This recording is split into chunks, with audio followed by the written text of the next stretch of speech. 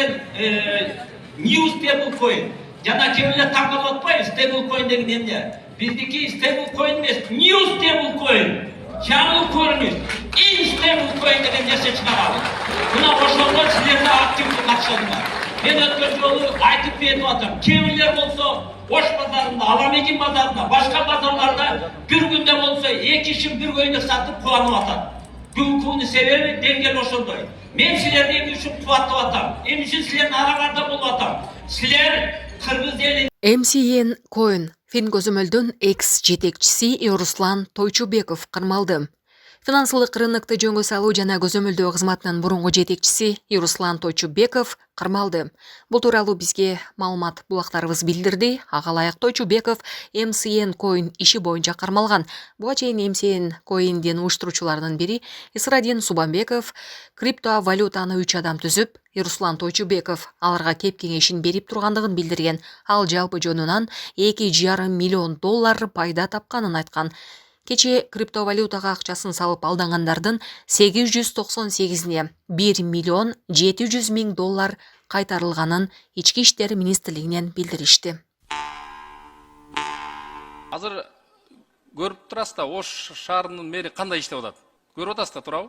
Катуураак жооп берсеңиз дейм. Кечиресиз, көрүп атабыз, бирок суроого түшүнгөн жокмун да. Анда калган айыл өкмөттөр, мэрлер, акимдер дагы ушундай иштеш керекпи? Сиздин оюңузча кандай иштеш керек? Талаптарга ылайык өзүнүн кызматын аткарыш керек. Башка жактагы айыл өкмөттөр, мэрлер уктап атат да бүгүнкү күндө, иштебей атат да, билип атасыз да. Көрүп турабыз да, түз эфирде эч кимибиз аларды көрө албай атабыз. Барган жерлерде бардак, кат жазсаң катка жакшы жооп жок ал жактарда. Талап менен тартипти бир башкача кылып, ошол түз эфирде коом, эл, ошол жердеги жашоочулар көрүп туруш керек да алардын бардыгын. Ошто мыйзамсыз курулуштар жана бак дарактар тосуп калган жолдор ачылууда. Оштогу Достук жана Актилек райондорундагы бир катар мыйзамсыз курулуштар менен тосулган көчөлөр тазаланып ачылууда. Бул туурасында медианын маалымат кызматы билдирди. Маалымдалгандай, Достук кичи шаарчасынын 10-көчөдөгү жашыл бадалдар жана тосмолор менен тосулуп калган жолду ачуу, ошол жерден 8-көчөгө чыгуу мүмкүнчүлүгүн түзүү боюнча тиешелүү тапшырмалар берилди. Мындан тышкары Актилек кичи районундагы 5, 10 жана 11 көчөлөрүн ачуу, 2 көпүрө менен 2 жагына тең тротуарларды куруу, лотокторду орнотуу боюнча да ыкчам талаптар коюлду. Ош шаарынын мэри Жеңишбек Токторбаев жергиликтүү элге жеринде түшүндүрүү иштерин жүргүзүп, бул аракеттер шаарды иретке келтирүү жана унаа тыгынын жоюу максатында жүргүзүлүп жаткандыгын айтып өттү. Азырмындагылар туугандар, бул баардык шаардын территориясы. Шаар кирди. Азыр моундай көчөлөрдү ачуудабыз. Моундай көчөлөр разгрузка, машина батпайт, пробка. Поэтому азырмындай кылабыз. Азыр 1, 2, 3, 4 bundan başka 1, 2, 3 көчө. 3 көчөгө көпүрө курабыз. Так, кызыл сызыктарды коюп берет, урматтуу туугандар. С пониманием, түшүнүк менен чыгып кетсеңер жыласыңар. Жылбасыңар келип бузам айтып коеюн, тарынбагыла. Бузамдагы тротуар кылабыз, лоток кылабыз, асфальт кылабыз. Так, мына 1 көчө, 2, 3. Мына канчанчы көчө? 11 көчө, дагы 10, 5 көчө. Бияктан да бир көчө ачса болбойбу? Жок, кое туруңуз эми, 3 көчө. Так, 3 көчөгө жол кылабыз. Көпүрө кылабыз, ошондо разгрузка болот. Жолдор пробка, түшүнүү менен эметкилер туугандар. Арызды алып койгула. Азыр мына жолду нежеке май туура айтат, аял киши болсо да жылып туруп.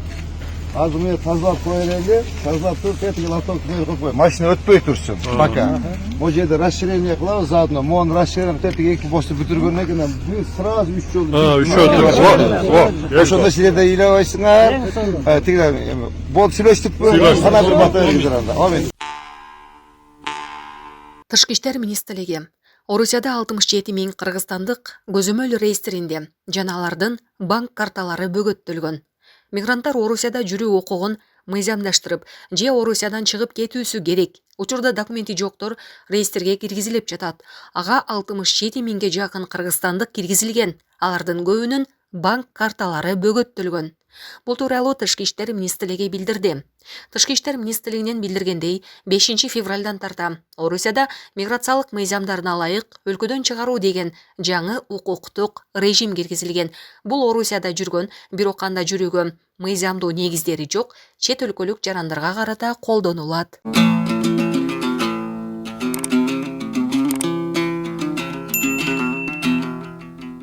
Жаңы министрликтер түзүлдү. Министрлер кабинетинин түзүмү өзгөртүлдү.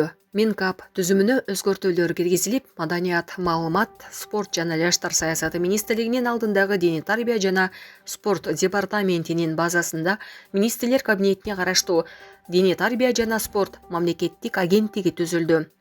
Мындан тышкары архитектура, курулуш жана турак жай коммуналдык чарба мамлекеттик агенттиги, курулуш, архитектура жана турак жай коммуналдык чарба министрлиги болуп түзүлдү. Мамлекет башчы Садыр Жапаров кол койгон жарлыкка ылайык Орунтаев Нурдан Кемелович курулуш, архитектура жана турак жай коммуналдык чарба министринин милдетин аткаруучу болуп тайындалды. Орунтаевдин талапкерлиги жогорку кеңешке киргизилет. Министрдин орун басары жылуулук тарифи жыл сайын көтөрүлөрүн айтты. Бүгүн 11 февралда жогорку кеңештин отун энергетикалык комплекс жер казынасын пайдалануу боюнча комитеттин жыйынында энергетика министринин орун басары Насипбек Керимов жылуулукка болгон тариф жыл сайын көтөрүлүп турарын билдирди. Ал тариф саясаты жайга чейин иштелип бүтөрүн кошумчалады. Булак Суперкежи. Президентибиздин тапшырмасына ылайык 28 жылга чейин өзүнүн аркасына жетиш керек деген тапшырманын негизинде бүгүнкү күндө жаңыдан жылуулук электр энергиясы боюнча тарифтик саясатты иштеп баштадык. Азыркы күндө конкреттүү цифралар жок, но бизге коюлган тапшырманын негизинде жыл сайын тариф өсүш керек. Өсүш керек. Жана буга чейин айткандай жанагы тармактын проблемаларын жабуу максатында, ошондой эле тармакка көңүл буруу максатында. Мас жубайлар кайгоолчуларды укпай, аялы сыранын темир банкасы менен кол салды.